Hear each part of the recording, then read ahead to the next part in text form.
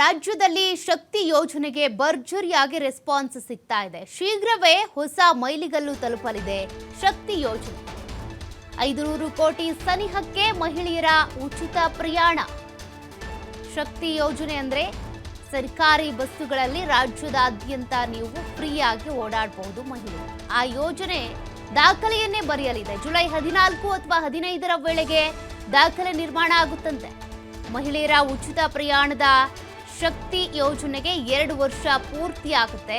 ಕಳೆದ ಜೂನ್ ತಿಂಗಳಲ್ಲಿ 2 ವರ್ಷ ಪೂರೈಕೆ ಆದ ಸಂಭ್ರಮ.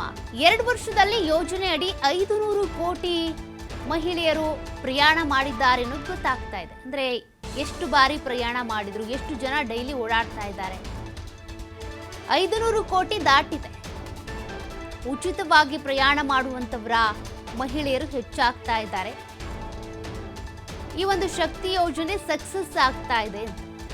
ಮಹಿಳೆಯರು ಮಾರ್ಕೆಟ್ಗೆ ಹೋಗ್ಬೇಕು ಅಂದ್ರು ಅಥವಾ ಬೇರೆ ಯಾವುದೋ ಜಿಲ್ಲೆಗೆ ದೇವಸ್ಥಾನಕ್ಕೆ ಹೋಗ್ಬೇಕು ಅಂದ್ರೂ, ಎಲ್ಲೋ ಕೆಲಸ ಕಾರ್ಯಗಳಿಗೆ ವ್ಯಾಪಾರ ವಹಿವಾಟುಗಳಿಗೆ ಹೋಗ್ಬೇಕು ಅಂದ್ರೂ ಕೂಡ ಸರ್ಕಾರಿ ಬಸ್ಸುಗಳನ್ನ ಉಚಿತವಾಗಿ ಬಳಸ್ಕೊಳ್ಳಿ ಅಂತ ಮಹಿಳಾ ಸಬಲೀಕರಣಕ್ಕೆ ಅಂತೇಳಿ ಈ ಒಂದು ಶಕ್ತಿ ಯೋಜನೆಯನ್ನ ಸಿದ್ದರಾಮಯ್ಯನವರ ಸರ್ಕಾರ ಜಾರಿಗೆ ತಂದಿದೆ.